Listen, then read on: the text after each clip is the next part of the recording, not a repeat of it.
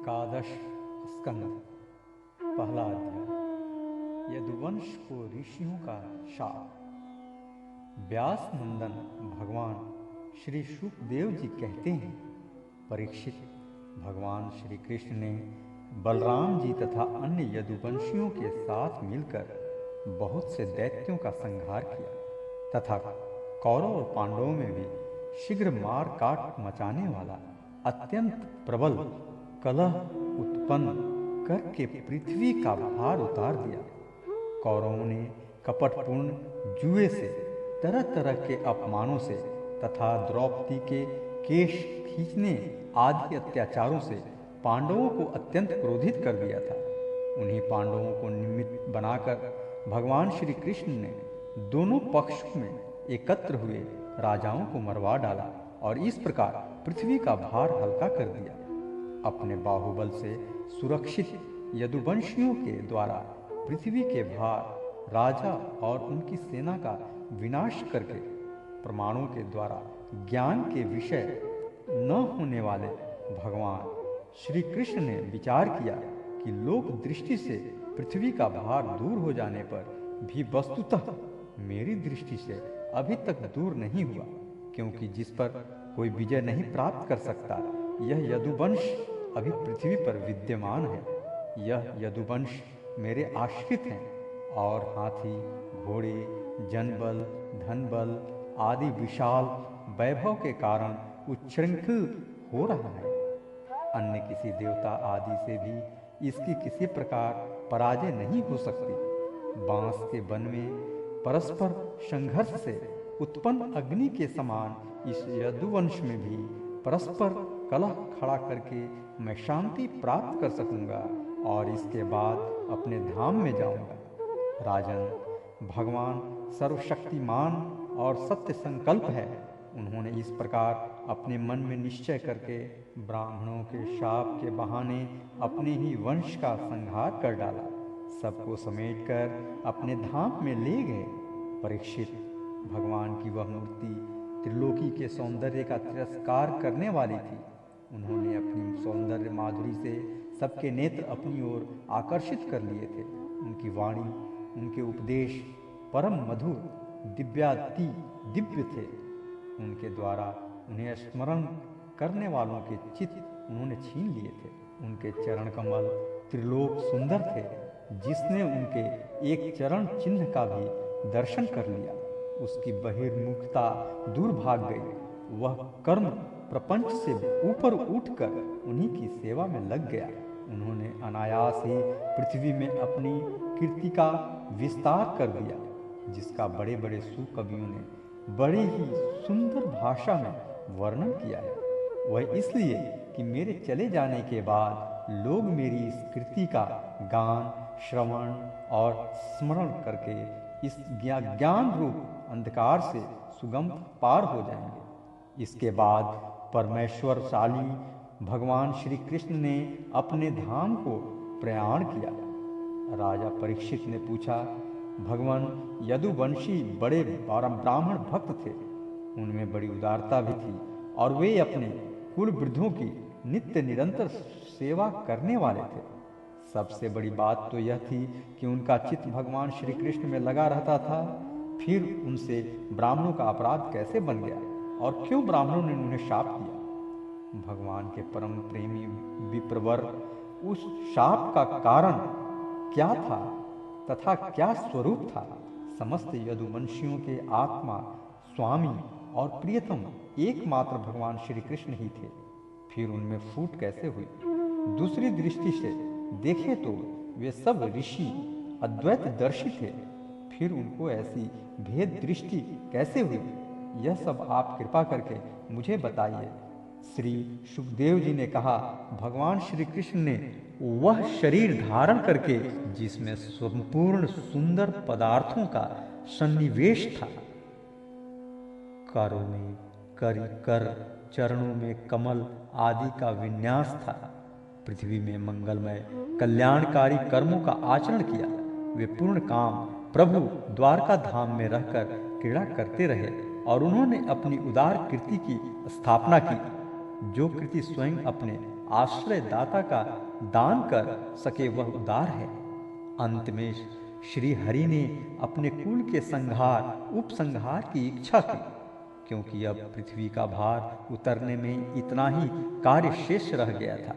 भगवान श्री कृष्ण ने ऐसे परम मंगलमय और पुण्य प्रापक कर्म किए जिनका गान करने वाले लोगों के सारे कलिमल नष्ट हो जाते हैं। अब भगवान श्री कृष्ण महाराज उग्रसेन की राजधानी द्वारकापुरी में वसुदेव जी के घर यादवों का संहार करने के लिए काल रूप से ही निवास कर रहे थे।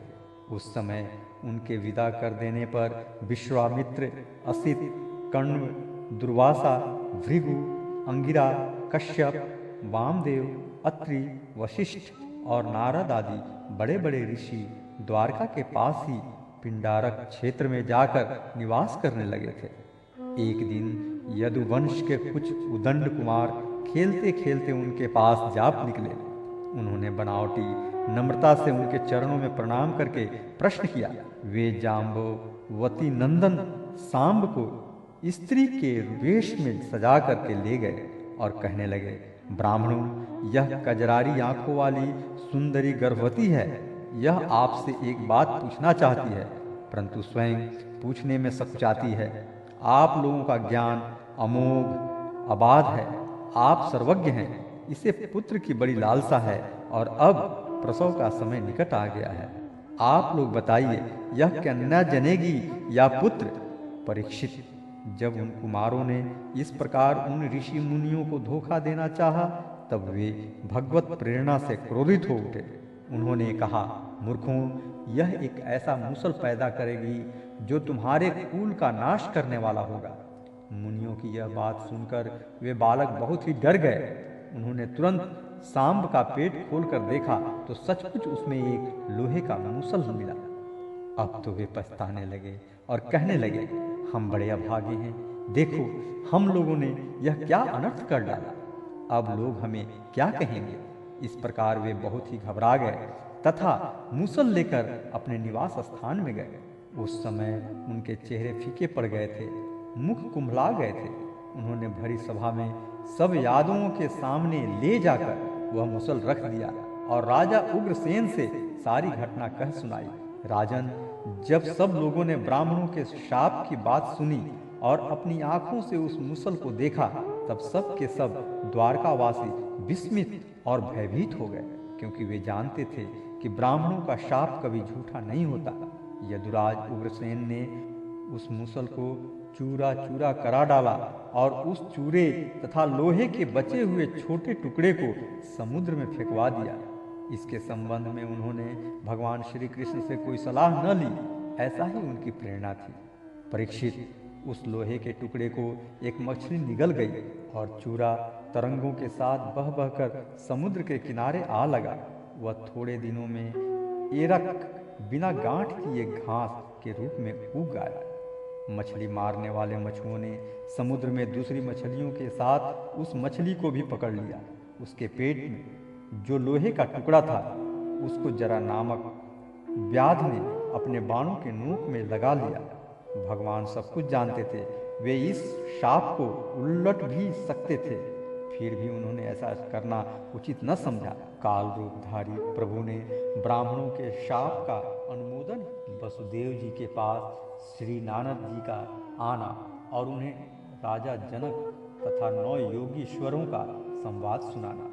श्री सुखदेव जी कहते हैं, कुरुनंदन, देवर्षि नारद के मन में भगवान श्री कृष्ण की सन्निधि में रहने की बड़ी लालसा थी।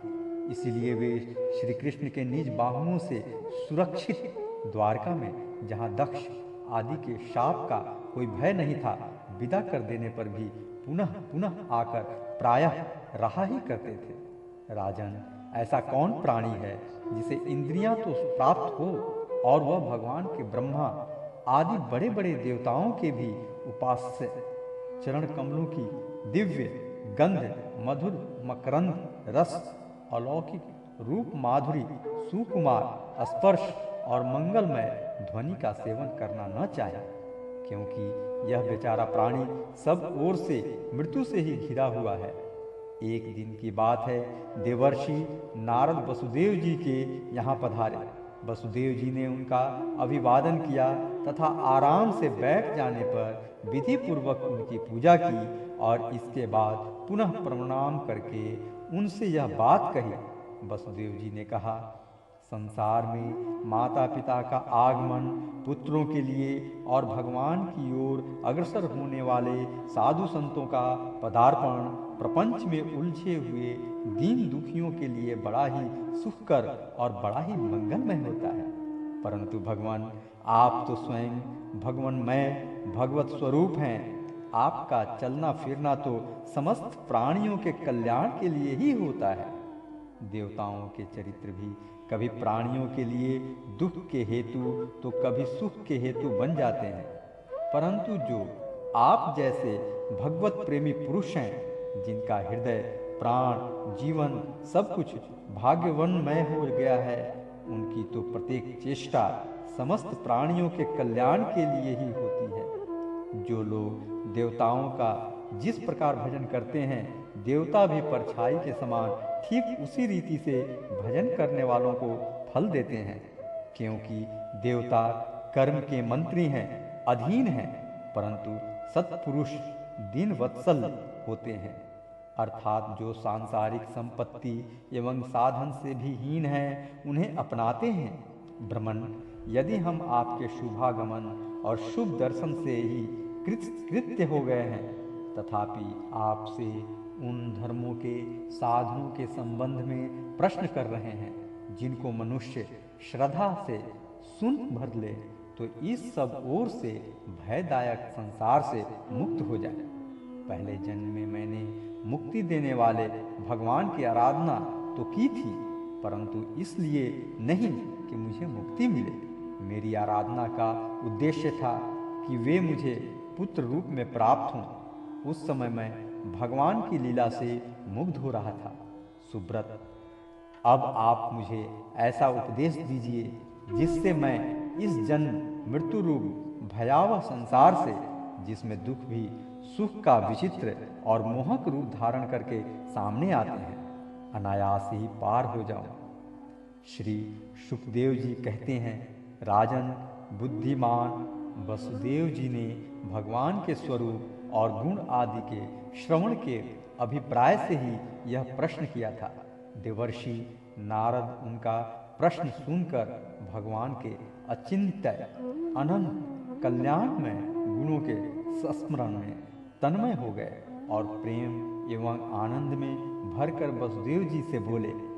नारद जी ने कहा, यदुवंश शिरोमणि, तुम्हारा यह निश्चय बहुत ही सुंदर है, क्योंकि यह भागवत धर्म के संबंध में है, जो सारे विश्व को जीवन दान देने वाला है, पवित्र करने वाला है। वसुदेव जी, यह भागवत धर्म एक ऐसी वस्तु है जिसे कानों से सुनने, वाणी से उच्चारण करने, चित्त से स्मरण करने, हृदय से स्वीकार करने या कोई इसका पालन करने जा रहा हो तो उसका अनुमोदन करने से ही मनुष्य उसी क्षण पवित्र हो जाता है, चाहे वह भगवान का एवं सारे संसार का द्रोही ही क्यों न हो। जिनके गुण, लीला और नाम आदि का श्रवण तथा कीर्तन पतितों को भी पावन करने वाला है, उन्हीं परम कल्याण स्वरूप मेरे आराध्य देव भगवान नारायण का तुमने आज मुझे स्मरण कराया है। वसुदेव जी, तुमने मुझसे जो प्रश्न किया है उसके संबंध में संत पुरुष एक प्राचीन इतिहास कहा करते हैं। वह इतिहास है ऋषभ के पुत्र 9 योगीश्वरों और महात्मा विदेह का शुभ संवाद। तुम जानते हो कि स्वयंभू मनु के एक प्रसिद्ध पुत्र थे, प्रियव्रत थे। प्रियव्रत के आग्निघ्र के नाभि और नाभि के पुत्र हुए ऋषभ। शास्त्रों ने उन्हें भगवान वासुदेव का अंश कहा है। मोक्ष धर्म का उपदेश करने के लिए उन्होंने अवतार ग्रहण किया था। उनके 100 पुत्र थे और सब के सब वेदों के पारदर्शी विद्वान थे। उनमें सबसे बड़े थे राजर्षि भरत। वे भगवान नारायण के परम प्रेमी भक्त थे। उन्हीं के नाम से यह भूमिखंड, जो पहले अजनाभ वर्ष कहलाता था भारतवर्ष कहलाया। यह भारतवर्ष भी एक अलौकिक स्थान है। राजर्षि भरत ने सारी पृथ्वी का राज्य भोग किया, परंतु अंत में इसे छोड़कर वन में चले गए। वहाँ उन्होंने तपस्या के द्वारा भगवान की उपासना की और 3 जन्मों में वे भगवान को प्राप्त हुए। भगवान ऋषभ देव जी के शेष 99 पुत्रों में 9 पुत्र तो इस भारतवर्ष के सब ओर स्थित 9 द्वीपों के अधिपति हुए और 81 पुत्र कर्मकांड के रचयिता ब्राह्मण हो गए। शेष 9 सन्यासी हो गए। वे बड़े ही भाग्यवान थे। उन्होंने आत्मविद्या के संपादन में बड़ा परिश्रम किया था और वास्तव में वे उसमें बड़े निपुण थे। वे प्रायः दिगंबर ही रहते थे और अधिकारियों को परमार्थ वस्तु का उपदेश किया करते थे। उनके नाम थे कवि, हरि, अनंतरिक्ष, प्रबुद्ध, पिपलायन, आविर्होत्र, द्रुमिल, चमस और करभाजन। वे इस कार्य कारण और व्यक्त अव्यक्त भगवत रूप जगत को अपने आत्म से अभिन्न अनुभव करते हुए पृथ्वी पर स्वच्छंद विचरण करते थे। उनके लिए कहीं भी रोक टोक न थी। वे जहाँ चाहते चले जाते। देवता, सिद्ध, साधव, गंधर्व, यक्ष, मनुष्य, किन्नर और नागों के लोकों में तथा मुनि, चारण, भूतनाथ, विद्याधर, ब्राह्मण और गौओं के स्थानों में वे स्वच्छंद विचरते थे। वसुदेव जी वे सब के सब जीव उन्मुख थे। एक बार की बात है, इस अजनाभ वर्ष में विदेहराज महात्मा निमि बड़े बड़े ऋषियों के द्वारा एक महान यज्ञ करा रहे थे।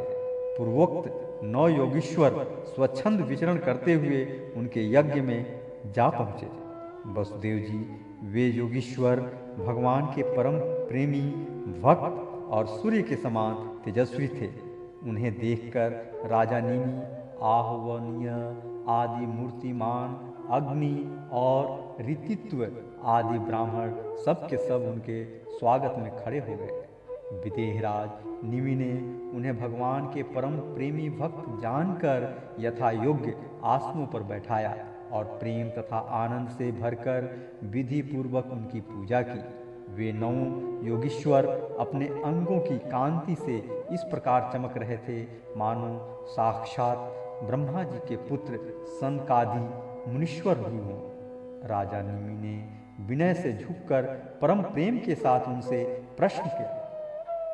विदेहराज निमि ने कहा, भगवान, मैं ऐसा समझता हूँ कि आप लोग मधुसूदन भगवान के पार्षद ही हैं, क्योंकि भगवान के पार्षद संसारी प्राणियों को पवित्र करने के लिए विचरण किया करते हैं।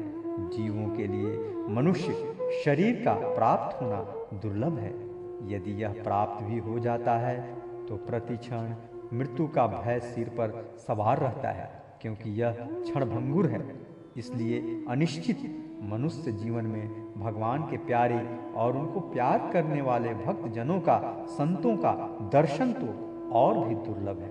इसलिए त्रिलोक पावक महात्माओं, हम आप लोगों से यह प्रश्न करते हैं कि परम कल्याण का स्वरूप क्या है और उसका साधन क्या है। इस संसार में आधे क्षण का सत्संग भी मनुष्यों के लिए परम निधि है। योगीश्वरों, यदि हम सुनने के अधिकारी हों तो आप कृपा करके भागवत धर्मों का उपदेश कीजिए, क्योंकि उनसे जन्मादि विकार से रहित एक रस भगवान श्री कृष्ण प्रसन्न होते हैं और उन धर्मों का पालन करने वाले शरणागत भक्तों को अपने आपत का दान कर डालते हैं। देवर्षि नारद जी ने कहा, वसुदेव जी, जब राजा निमि ने उन भगवत प्रेमी संतों से यह प्रश्न किया, तब उन लोगों ने बड़े प्रेम से उनका और उनके प्रश्न का सम्मान किया और सदस्य तथा ऋतित्वों के साथ बैठे हुए राजा निमि से बोले।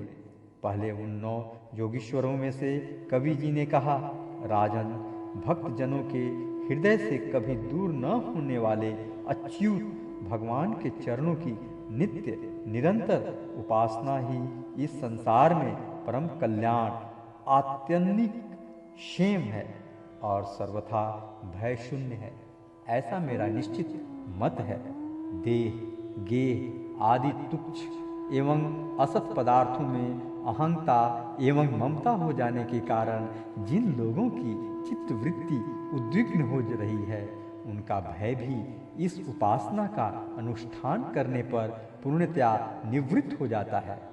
भगवान ने भोले भाले अज्ञानी पुरुषों को भी सुगमता से साक्षात अपनी प्राप्ति के लिए जो उपाय स्वयं श्री मुख से बताए हैं, उन्हें ही भागवत धर्म समझो। राजन, इन भागवत धर्मों का अवलंबन करके मनुष्य कभी विघ्नों से पीड़ित नहीं होता और नेत्र बंद करके दौड़ने पर भी अर्थात विधि विधान में त्रुटि हो जाने पर भी न तो मार्ग से स्खलित ही होता है और न तो पतित फल से वंचित ही होता है।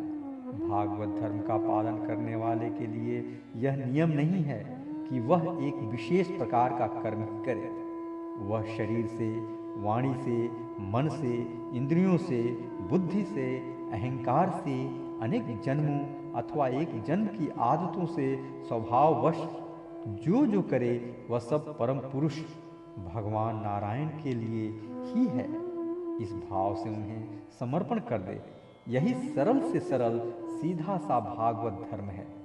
ईश्वर से विमुख पुरुष को उनकी माया से अपने स्वरूप की विस्मृति हो जाती है और इस विस्मृति से ही मैं देवता हूँ, मैं मनुष्य हूँ, इस प्रकार का भ्रम विषय हो जाता है। इस देह आदि अन्य वस्तु में अभिनिवेश तन्मयता होने के कारण ही बुढ़ापा, मृत्यु, रोग आदि अनेकों भय होते हैं। इसीलिए अपने गुरु को ही आराध्य देव परम प्रियतम मानकर अन्यन्य भक्ति के द्वारा उस ईश्वर का भजन करना चाहिए। राजन, सच पूछो तो भगवान के अतिरिक्त, आत्मा के अतिरिक्त और कोई वस्तु है ही नहीं, परंतु न होने पर भी इसके प्रति इसका चिंतन करने वालों को उसके चिंतन के कारण उधर मन लगने के कारण ही होता है। जैसे स्वप्न के समय स्वप्न दृष्टा की कल्पना से अथवा जागृत अवस्था में नाना प्रकार के मनोरथों से एक विलक्षण ही दृष्टि दिखने लगती है। इसलिए विचारवान पुरुष को चाहिए कि सांसारिक कर्मों के संबंध में संकल्प विकल्प करने वाले मन को रोक दे, कैद कर ले। बस ऐसा करते ही उसे अभय पद की, परमात्मा की प्राप्ति हो जाएगी। संसार में भगवान के जन्म की और लीला की बहुत सी मंगलमयी कथाएं प्रसिद्ध हैं, उनको सुनते रहना चाहिए। उन गुणों और लीलाओं का स्मरण दिलाने वाले भगवान के बहुत से नाम भी प्रसिद्ध हैं। लाज संकोच छोड़कर उनका गान करते रहना चाहिए। इस प्रकार किसी भी व्यक्ति, वस्तु और स्थान में आसक्ति न करके विचरण करते रहना चाहिए। जो इस प्रकार विशुद्ध व्रत नियम से लेता है, उसके हृदय में अपने परम प्रियतम प्रभु के नाम कीर्तन से अनुराग का, प्रेम का अंकुर उग आता है। उसका चित्त द्रवित हो जाता है। अब वह साधारण लोगों की स्थिति से ऊपर उठ जाता है, लोगों की मान्यताओं धारणाओं से परे हो जाता है। दम्भ से नहीं, स्वभाव से ही मतवाला सा होकर कभी खिलखिलाकर हंसने लगता है तो कभी फूट फूट कर रोने लगता है।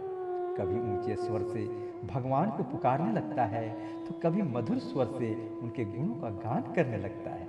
कभी कभी जब वह अपने प्रियतम को अपने नेत्रों के सामने अनुभव करता है, तब उन्हें रिझाने के लिए नृत्य भी करने लगता है। राजन, यह आकाश, वायु, अग्नि, जल, पृथ्वी, ग्रह, नक्षत्र, प्राणी, दिशाएं, वृक्ष, वनस्पति, नदी, समुद्र सब के सब भगवान के शरीर हैं। सभी रूपों में स्वयं भगवान प्रकट हैं। ऐसा समझकर वह जो कोई भी उसके सामने आ जाता है, चाहे वह प्राणी हो या अप्राणी, उसे अनन्य भाव से, भगवत भाव से प्रणाम करता है। जैसे भोजन करने वालों को प्रत्येक ग्रास के साथ ही तुष्टि, तृप्ति अथवा सुख, पुष्टि, जीवन शक्ति का संचार और क्षुधा निर्वित, ये तीनों एक साथ होते जाते हैं। वैसे ही जो मनुष्य भगवान की शरण लेकर उनका भजन करने लगता है, उसे भजन के प्रत्येक क्षण में भगवान के प्रति प्रेम, अपने प्रेमास्पद प्रभु के स्वरूप का अनुभव और उनके अतिरिक्त अन्य वस्तुओं में वैराग्य, इन तीनों की एक साथ ही प्राप्ति होती है। राजन, इस प्रकार जो प्रतिक्षण एक एक वृत्ति के द्वारा भगवान के चरण कमलों का ही भजन करता है, उसे भगवान के प्रति प्रेममयी भक्ति, संसार के प्रति वैराग्य और अपने प्रियतम भगवान के स्वरूप की स्फूर्ति, ये सब अवश्य ही प्राप्त होते हैं। वह भागवत हो जाता है और जब ये सब प्राप्त हो जाते हैं तब वह स्वयं परम शांति का अनुभव करने लगता है। राजा निमि ने पूछा, योगीश्वर, अब आप कृपा करके भगवत भक्त का लक्षण वर्णन कीजिए। उसके क्या धर्म हैं और क्या स्वभाव होता है? वह मनुष्यों के साथ व्यवहार करते समय कैसा आचरण करता है, क्या बोलता है और किन लक्षणों के कारण भगवान का प्यारा होता है। अब 9 योगीश्वरों में से दूसरे हरि जी बोले, राजन, आत्मस्वरूप भगवान समस्त प्राणियों में आत्मा रूप में नियंत रूप से स्थित है, जो कहीं भी न्यूनाधिकता न देखकर सर्वत्र परिपूर्ण भगवत सत्ता को ही देखता है और साथ ही समस्त प्राणी और समस्त पदार्थ आत्मस्वरूप भगवान में ही आधेय रूप से अथवा अध्ययस्पद रूप से स्थित है, अर्थात वास्तव में भगवत स्वरूप ही है। इस प्रकार का जिसका अनुभव है, ऐसी जिसकी सिद्ध दृष्टि है, उसे भगवान का परम प्रेमी उत्तम भागवत समझना चाहिए। जो भगवान से प्रेम, उनके भक्तों से मित्रता, दुखी और अज्ञानियों पर कृपा तथा भगवान से द्वेष करने वालों की उपेक्षा करता है, वह मध्यम कोटि का भागवत है। और जो भगवान के अर्चा, विग्रह, मूर्ति आदि की पूजा तो श्रद्धा से करता है, परंतु भगवान के भक्तों या दूसरे लोगों की विशेष सेवा शुश्रूषा नहीं करता, वह साधारण श्रेणी का भगवत भक्त है। जो श्रोत, नेत्र आदि इंद्रियों के द्वारा शब्द, रूप आदि विषयों का ग्रहण तो करता है, परंतु अपनी इच्छा के प्रतिकूल विषयों से द्वेष नहीं करता और अनुकूल विषयों के मिलने पर हर्षित नहीं होता, उसकी यह दृष्टि बनी रहती है कि यह सब हमारे भगवान की माया है। वह पुरुष उत्तम भागवत है। संसार के धर्म हैं जन्म, मृत्यु, भूख, प्यास, श्रम, कष्ट, भय और तृष्णा। ये क्रमशः शरीर, प्राण, इंद्रिय, मन और बुद्धि को प्राप्त होते ही रहते हैं। जो पुरुष भगवान की स्मृति में इतना तन्मय रहता है कि इनके बार बार होते जाते रहने पर भी उनसे मोहित नहीं होता, पराभूत नहीं होता, वह उत्तम भागवत है। जिसके मन में विषय भोग की इच्छा, कर्म प्रवृत्ति और उनके बीज वासनाओं का उदय नहीं होता और जो एकमात्र भगवान वासुदेव में ही निवास करता है, वह उत्तम भागवत भक्त है। जिनका इस शरीर में न तो सत्कुल में जन्म, तपस्या आदि कर्म से तथा न वर्ण, आश्रम एवं जाति से ही अहंग भाव होता है, वह निश्चय ही भगवान का प्यारा है। जो धन संपत्ति अथवा शरीर आदि में यह अपना है और यह पराया, इस प्रकार का भेदभाव नहीं रखता, समस्त पदार्थों में समस्वरूप परमात्मा को देखता रहता है, समभाव रखता है तथा किसी भी घटना अथवा संकल्प से विक्षिप्त न होकर शांत रहता है, वह भगवान का उत्तम भक्त है। राजन, बड़े बड़े देवता और ऋषि मुनि भी अपने अंतःकरण को भगवनमय बनाते हुए जिन्हें ढूंढते रहते हैं, भगवान के ऐसे चरण कमलों से आधे क्षण, आधे पल के लिए भी जो नहीं हटता, निरंतर उन चरणों की सन्निधि और सेवाओं में ही संलग्न रहता है, यहाँ तक कि कोई स्वयं उसे त्रिभुवन की राज्य लक्ष्मी दे दे तो भी वह भगवत स्मृति का तार नहीं तोड़ता, उस राज्य लक्ष्मी की ओर ध्यान ही नहीं देता। वही पुरुष वास्तव में भगवत भक्त वैष्णवों में अग्रगण्य है, सबसे श्रेष्ठ है। रास लीला के अवसर पर नृत्य गति से भांति भांति के पाद विन्यास करने वाले निखिल सौंदर्य माधुर्य निधि भगवान के चरणों के अंगुली नख की मणि चंद्रिका से जिन शरणागत भक्त जनों के हृदय का विरह जन्य संताप एक बार दूर हो चुका है, उनके हृदय में वह फिर कैसे आ सकता है। जैसे चंद्रोदय होने पर सूर्य का ताप नहीं लग सकता, विवशता से नामोच्चारण करने पर भी संपूर्ण अघ राशि को नष्ट कर देने वाले स्वयं भगवान श्री हरि जिसके हृदय को क्षण भर के लिए भी नहीं छोड़ते हैं, क्योंकि उसने प्रेम की रस्सी से उनके चरण कमलों को बांध रखा है। वास्तव में ऐसा पुरुष ही भगवान के भक्तों। तीसरा अध्याय माया से पार होने के उपाय तथा ब्रह्म और कर्मयोग का निरूपण। राजा निमि ने पूछा, भगवान सर्वशक्तिमान परम कारण विष्णु भगवान की माया बड़े बड़े मायावियों को भी मोहित कर देती है, उसे कोई पहचान नहीं पाता, और आप कहते हैं कि भक्त उसे देखा करता है। अतः अब मैं उस माया का स्वरूप जानना चाहता हूँ, आप लोग कृपा करके बताइए। योगीश्वरों, मैं एक मृत्यु का शिकार मनुष्य हूँ। संसार के तरह तरह के तापों ने मुझे बहुत दिनों से तपा रखा है। आप लोग जो भगवत कथा रूप अमृत का पान करा रहे हैं, वह उन तापों को मिटाने की एकमात्र औषधि है। इसलिए मैं आप लोगों की इस वाणी का सेवन करते करते तृप्त नहीं होता। आप कृपया और कहिए। अब तीसरे योगीश्वर अंतरिक्षी ने कहा, राजन, भगवान की माया स्वरूपतः अनिवर्चनीय है, इसलिए उसके कार्यों के द्वारा ही उसका निरूपण होता है। आदि पुरुष परमात्मा जिस शक्ति से संपूर्ण भूतों के कारण बनते हैं और उनके विषय भोग तथा मोक्ष की सिद्धि के लिए अथवा अपने उपासकों की उत्कृष्ट सिद्धि के लिए स्वनिर्मित पंचभूतों के द्वारा नाना प्रकार के देव मनुष्य आदि शरीरों की सृष्टि करते हैं, उसी को माया कहते हैं। इस प्रकार पंच महाभूतों के द्वारा बने हुए प्राणी शरीरों में उन्होंने अंतर्यामी रूप से प्रवेश किया और अपने को ही पहले एक मन के रूप में और उसके बाद 5 ज्ञानेंद्रिय तथा 5 कर्मेंद्रिय इन 10 रूपों में विभक्त कर दिया तथा उन्हीं के द्वारा विषयों का भोग कराने लगे। वह देहाभिमानी जीव अंतर्यामी के द्वारा प्रकाशित इंद्रियों के द्वारा विषयों का भोग करता है और इस पंचभूतों के द्वारा निर्मित शरीर को आत्मा अपना स्वरूप मानकर उसी में आसक्त हो जाता है। यह भगवान की माया है। अब वह कर्मेंद्रियों से सकाम कर्म करता है और उनके अनुसार शुभ कर्म का फल दुख भोग करने लगता है और शरीरधारी होकर इस संसार में भटकने लगता है।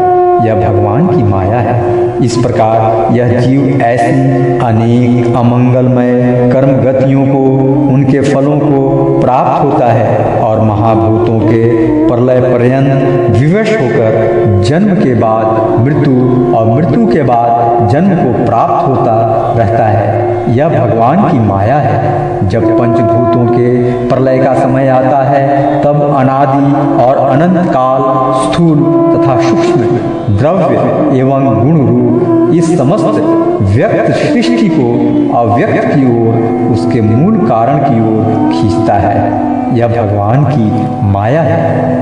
उस समय पृथ्वी पर लगातार 100 वर्ष तक भयंकर सूखा पड़ता है। वर्षा बिल्कुल नहीं होती।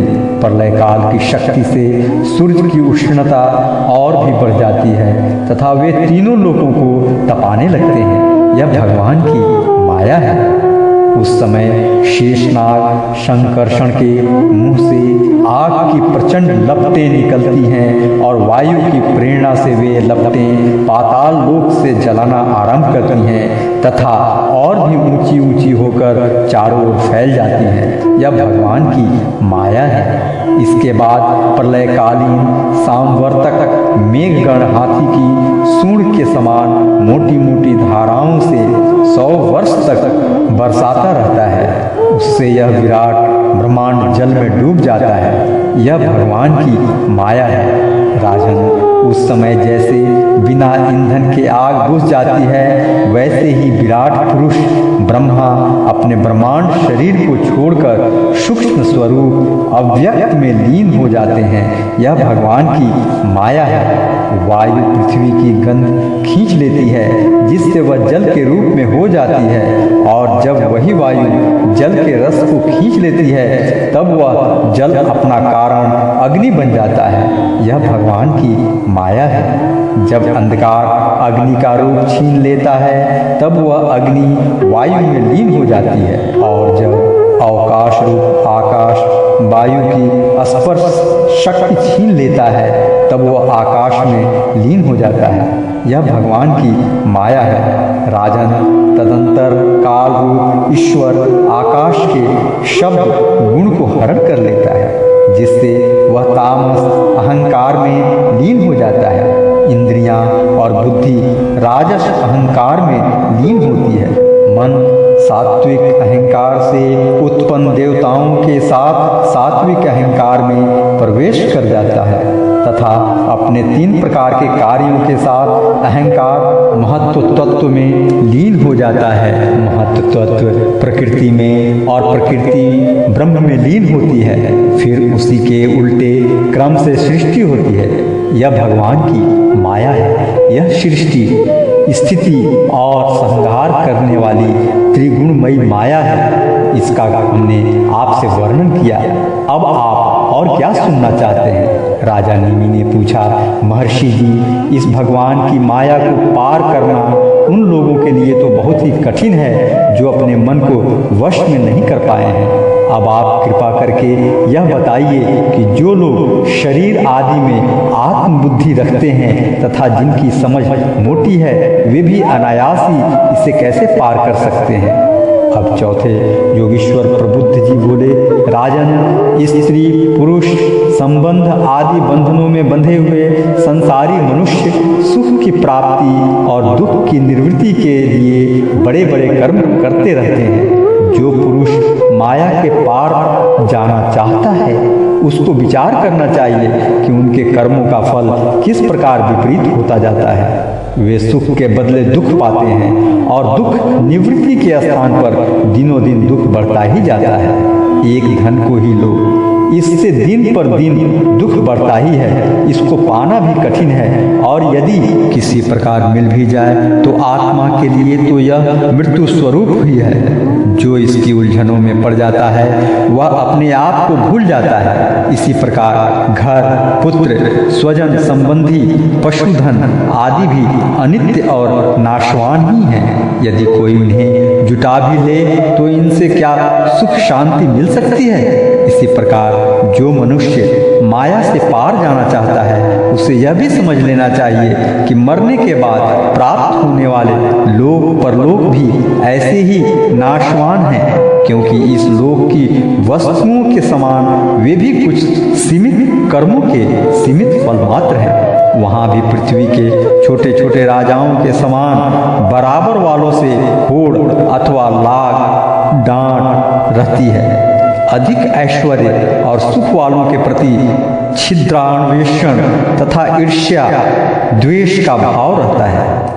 कम सुख और ऐश्वर्य वालों के प्रति घृणा रहती है, एवं कर्मों का फल पूरा हो जाने पर वहाँ से पतन तो होता ही है, उसका नाश निश्चित है। नाश का भय वहाँ भी नहीं छूट पाता। इसलिए जो परम कल्याण का जिज्ञासु हो, उसे गुरुदेव की शरण लेनी चाहिए। गुरुदेव ऐसे हों जो शब्द ब्रह्म वेदों के पारदर्शी विद्वान हों, जिससे वे ठीक ठीक समझा सकें और साथ ही ब्रह्म परिनिष्ठ तत्वज्ञानी भी हों, ताकि अपने अनुभव के द्वारा प्राप्त हुई रहस्य की बातों को बता सकें। उनका चित्त शांत हो, व्यवहार के प्रपंच में विशेष प्रवृत्त न हो। जिज्ञासुओं को चाहिए कि गुरु को ही अपना परम प्रियतम आत्मा और इष्ट देव माने, उनकी निष्कपट भाव से सेवा करें और उनके पास रहकर भागवत धर्म की भगवान को प्राप्त करने वाले भक्ति भाव के साधनों की क्रियात्मक शिक्षा ग्रहण करें। इन्हीं साधनों से सर्वात्मा एवं भक्त को अपने आत्मा का दान करने वाले भगवान प्रसन्न होते हैं।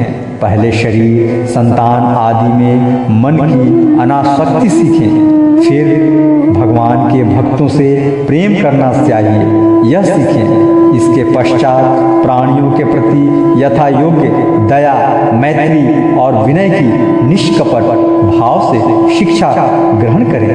मिट्टी, जल आदि से वाह्य शरीर की पवित्रता, छल कपट आदि के त्याग से भीतर की पवित्रता, अपने धर्म का अनुष्ठान, सहन शक्ति, मौन, स्वाध्याय, सरलता, ब्रह्मचर्य, अहिंसा तथा शीत उष्ण, सुख दुख आदि द्वंद्वों में हर्ष विषाद से रहित होना सीखें। सर्वत्र अर्थात समस्त देश, काल और वस्तुओं में चेतन रूप से आत्मा और नियनात्म रूप से ईश्वर को देखना, एकांत सेवन यही मेरा घर है, ऐसा भाव न रखना।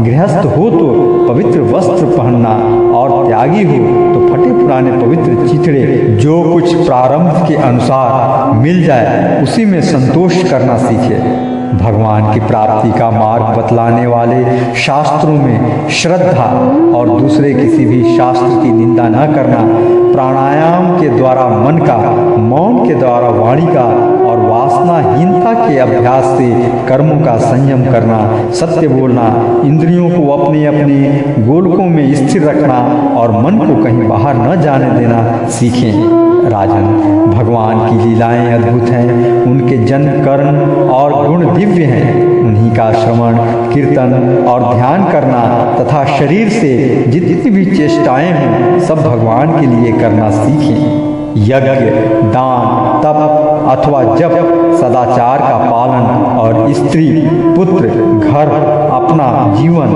प्राण तथा जो कुछ अपने को प्रिय लगता हो सबका सब भगवान के चरणों में निवेदन करना, उन्हें सौंप देना सीखें। जिन संत पुरुषों ने सच्चिदानंद स्वरूप भगवान श्री कृष्ण का अपने आत्मा और स्वामी के रूप में साक्षात्कार कर लिया हो, उनसे प्रेम और अस्थावर जंगम दोनों प्रकार के प्राणियों की सेवा, विशेष करके मनुष्यों में भी परोपकारी सज्जनों की और उनमें भी भगवत प्रेमी संतों की करना सीखें।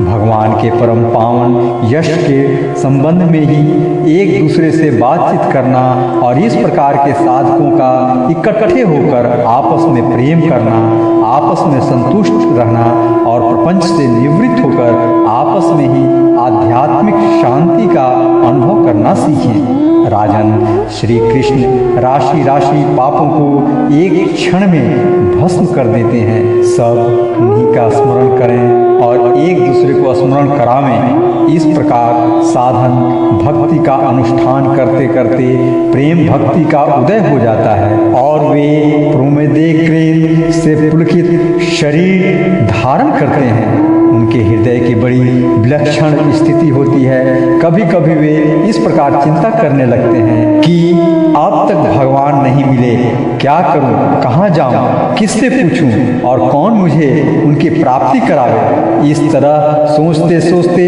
वे रोने लगते हैं। तो कभी भगवान की लीला की स्फूर्ति हो जाने से ऐसा देखकर कि परमेश्वर शाली भगवान गोपियों के डर से छिपे हुए हैं, खिलखिलाकर हंसने लगते हैं। कभी कभी उनके प्रेम और दर्शन की अनुभूति से आनंद मग्न हो जाते हैं, तो कभी लोकातीत भाव में स्थित होकर भगवान के साथ बातचीत करने लगते हैं। कभी मानो उन्हें सुना रहे हों, इस प्रकार उनके गुणों का गान छेड़ देते हैं और कभी नाच नाच कर उन्हें रिझाने लगते हैं। कभी कभी उन्हें अपने पास न पाकर इधर उधर ढूंढने लगते हैं, तो कभी कभी उनसे एक होकर उनके सानिध्य में स्थित होकर परम शांति का अनुभव करते हैं और चुप हो जाते हैं। राजन, जो इस प्रकार भागवत धर्मों की शिक्षा ग्रहण करता है, उसे उनके द्वारा प्रेम भक्ति की प्राप्ति हो जाती है और वह भगवान नारायण के परायण होकर उस माया को अनायास ही पार कर जाता है, जिसके पंजे से निकलना बहुत ही कठिन है। राजा निमेन ने पूछा, महर्षियों, आप लोग परमात्मा का वास्तविक स्वरूप जानने वालों में सर्वश्रेष्ठ हैं, इसलिए मुझे यह बताइए कि जिस पर ब्रह्म परमात्मा का नारायण नाम से वर्णन किया जाता है, उसका स्वरूप क्या है? अब पांचवें योगीश्वर पिपलायन जी ने कहा, राजन, जो इस संसार की उत्पत्ति, स्थिति और प्रलय का निमित्त कारण और उपादान कारण दोनों ही है, बनने वाला भी है और बनाने वाला भी, परंतु स्वयं कारण रहित है, जो स्वप्न, जागृत और सुषुप्ति अवस्थाओं में उनके साक्षी के रूप में विद्यमान रहता है और उनके अतिरिक्त समाधि में भी ज्यों का त्यों एक रस रहता है, जिसकी सत्ता से ही सत्तावान होकर शरीर, इंद्रिय, प्राण और अंतःकरण अपना अपना काम करने में समर्थ होते हैं। उसी परम सत्य वस्तु को आप नारायण समझिए, जिसे चिंगारियाँ न तो अग्नि को प्रकाशित ही कर सकती है और न जला ही सकती है, वैसे ही उस परम तत्व में, आत्मस्वरूप में न तो मन की गति है और न वाणी की। नेत्र जिसे देख नहीं सकते और बुद्धि सोच नहीं सकती, प्राण और इंद्रियां तो उसके पास तक नहीं फटक पाती। नेति नेति इत्यादि श्रुतियों के शब्द भी वह यह इस रूप में उसका वर्णन नहीं करते, बल्कि उसको बोध कराने वाले जितने भी साधन हैं, उनका निषेध करके तात्पर्य रूप से अपना मूल, निषेध का मूल लखा देते हैं। क्योंकि यदि निषेध के आधार की आत्मा की सत्ता न हो तो निषेध कौन कर रहा है, निषेध की वृत्ति किसमें है, इन प्रश्नों का कोई उत्तर ही न रहे। निषेध की ही सिद्धि न हो। जब सृष्टि नहीं थी तब केवल एक वही था। सृष्टि का निरूपण करने के लिए उसी को त्रिगुण मयी प्रकृति कहकर वर्णन किया गया। फिर उसी को ज्ञान प्रधान होने से महतत्व, क्रिया प्रधान होने से सूत्रात्मा और जीव की उपाधि होने से अहंकार के रूप में वर्णन किया गया।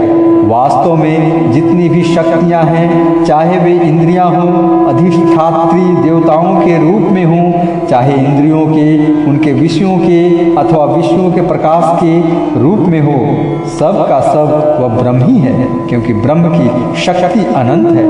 कहाँ तक कहूँ, जो कुछ दृश्य, अदृश्य, कार्य कारण, सत्य और असत्य है, सब कुछ ब्रह्म है। इससे परे जो कुछ है वह भी ब्रह्म ही है। वह ब्रह्म स्वरूप आत्मा न तो कभी जन्म लेता है और न मरता है, वह तो बढ़ता है और न घटता ही है। जितने भी परिवर्तनशील पदार्थ हैं, चाहे वे क्रिया, संकल्प और उनके अभाव के रूप में ही क्यों न हो, सबकी भूत, भविष्य और वर्तमान सत्ता का वह साक्षी है।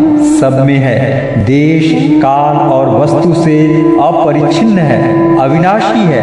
वह उपलब्धि करने वाला अथवा उपलब्धि का विषय नहीं है, केवल उपलब्धि स्वरूप, ज्ञान स्वरूप है। जैसे प्राण तो एक ही रहता है, परंतु स्थान भेद से उसके अनेक नाम हो जाते हैं, वैसे ही ज्ञान एक होने पर भी इंद्रियों के सहयोग से उसमें अनेकता की कल्पना हो जाती है।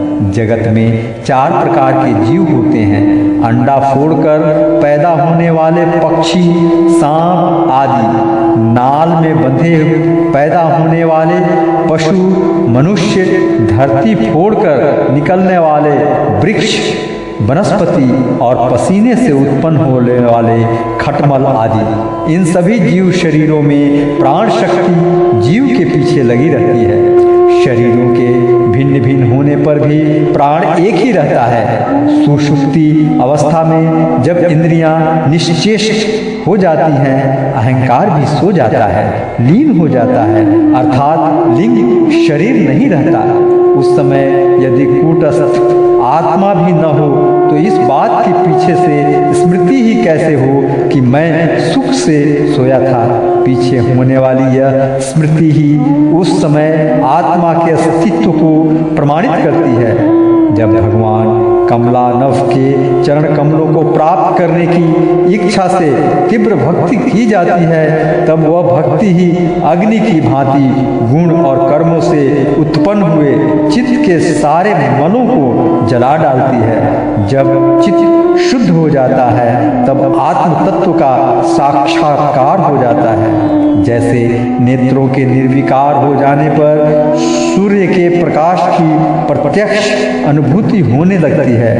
राजा निमि ने पूछा, जो ईश्वरों, अब आप लोग हमें कर्म योग का उपदेश कीजिए, जिसके द्वारा शुद्ध होकर मनुष्य शीघ्रातिशीघ्र परम नैष्कर्य अर्थात कर्तृत्व, कर्म और कर्म फल की निवृत्ति करने वाला ज्ञान प्राप्त करता रहता है। एक बार यही प्रश्न मैंने अपने पिता महाराज इक्ष्वाकु के सामने ब्रह्मा जी के मानस पुत्र सनकादि ऋषियों से पूछा था, परंतु उन्होंने सर्वज्ञ होने पर भी मेरे प्रश्न का उत्तर न दिया। इसका क्या कारण था? कृपा करके मुझे बताइए। अब छठे योगीश्वर अविर्होत्र जी ने कहा, राजन, कर्म, अकर्म और विकर्म ये तीनों एकमात्र वेद के द्वारा जाने जाते हैं। इनकी व्यवस्था लौकिक रीति से नहीं होती। वेद अपौरुषेय है, ईश्वर रूप है, इसलिए उनके तात्पर्य का निश्चय करना बहुत कठिन है। इसी से बड़े बड़े विद्वान भी उनके अभिप्राय का निर्णय करने में भूल कर बैठते हैं। इसी से तुम्हारे बचपन की ओर देखकर तुम्हें अनधिकारी समझकर सनकादि ऋषियों ने तुम्हारे प्रश्न का उत्तर नहीं दिया। यह वेद परोक्षवादात्मक है। यह कर्मों की निवृत्ति के लिए कर्म का विधान करता है। जैसे बालक को मिठाई आदि का लालच देकर औषध खिलाते हैं, वैसे ही यह अभिज्ञानों को स्वर्ग आदि का प्रलोभन देकर श्रेष्ठ कर्म में प्रवृत्त करता है। जिसका अज्ञान निवृत्त नहीं हुआ है, जिसकी इंद्रियां वश में नहीं हैं, वह यदि मनमाने ढंग से वेदोक्त कर्मों का परित्याग कर देता है तो वह विहित कर्मों का आचरण न करने के कारण विकर्म रूप अधर्म ही करता है। इसलिए वह मृत्यु के बाद फिर मृत्यु को प्राप्त होता है। इसीलिए फल की अभिलाषा छोड़कर और विश्वात्मा भगवान को समर्पित कर जो वेदोक्त कर्म का ही अनुष्ठान करता है, उसे कर्मों की निवृत्ति से प्राप्त होने वाली ज्ञान रूप सिद्धि मिल जाती है। जो वेदों में स्वर्गादि रूप फल का वर्णन है, उसका तात्पर्य फल की सत्यता में नहीं है, वह तो कर्मों में रुचि उत्पन्न कराने के लिए है। राजन, जो पुरुष चाहता है कि शीघ्र से शीघ्र मेरे ब्रह्म स्वरूप आत्मा की हृदय ग्रंथि में मैं और मेरे की कल्पित गांठ खुल जाए, उसे चाहिए कि वह वैदिक और तांत्रिक दोनों ही पद्धतियों से भगवान की आराधना करे। पहले सेवा आदि के द्वारा गुरुदेव की दीक्षा प्राप्त करे, फिर उनके द्वारा अनुष्ठान की विधि सीखे। अपने को भगवान की जो मूर्ति प्रिय लगे, अभीष्ट जान पड़े, उसी के द्वारा पुरुषोत्तम भगवान की पूजा करें। पहले स्नान आदि से शरीर और संतोष आदि से अंतःकरण को शुद्ध करें। इसके बाद भगवान की मूर्ति के सामने बैठकर प्राणायाम आदि के द्वारा भूत शुद्धि नाड़ी शोधन करें। तत्पश्चात विधि पूर्वक मंत्र देवता आदि के न्यास से अंग रक्षा करके भगवान की पूजा करें। पहले पुष्प आदि पदार्थों का जंतु आदि निकालकर पृथ्वी को सम्मार्जन आदि से अपने को अव्यग्र होकर होकर और भगवान की मूर्ति को पहले ही की पूजा के लगे हुए पदार्थों के छानन आदि से पूजा के योग्य बनाकर फिर आसन पर मंत्रोच्चारण पूर्वक जल छिड़ककर पाद्य अघर्य आदि पात्रों को स्थापित करें। तदंतर एकाग्रचित्त होकर हृदय में भगवान का ध्यान करके फिर उसे सामने की श्री मूर्ति में चिंतन करें। तदंतर हृदय, सिर, शिखा इत्यादि मंत्रों से न्यास करें और अपने इष्ट देव के मूल मंत्र के द्वारा देश काल आदि के अनुकूल प्राप्त पूजा सामग्री से प्रतिमा आदि में अथवा हृदय में भगवान की पूजा करें। अपने अपने उपास्य देव के विग्रह की हृदयादि अंग आयुधादि उपांग और पार्षदों सहित उसके मूल मंत्र द्वारा पाद्य अघर्य आचमन मधुपर्क स्नान वस्त्र आभूषण गंध पुष्प दधि अक्षत के तिलक माला धूप दीप और नैवेद्य आदि से विधि पूर्वक पूजा करें तथा फिर श्रोतों द्वारा स्तुति करके सपरिवार भगवान श्री हरि को नमस्कार करें। अपने आप को भगवानमय ध्यान करते हुए भी भगवान की मूर्ति का पूजन करना चाहिए। निर्माल्य को अपने सिर पर रखे और आदर के साथ भगवद्विग्रहों को यथास्थान स्थापित कर पूजा समाप्त करनी चाहिए। इस प्रकार जो पुरुष अग्नि, सूर्य, जल, अतिथि और अपने हृदय में आत्मरूप श्री हरि की पूजा करता है वह शीघ्र ही मुक्त हो जाता है।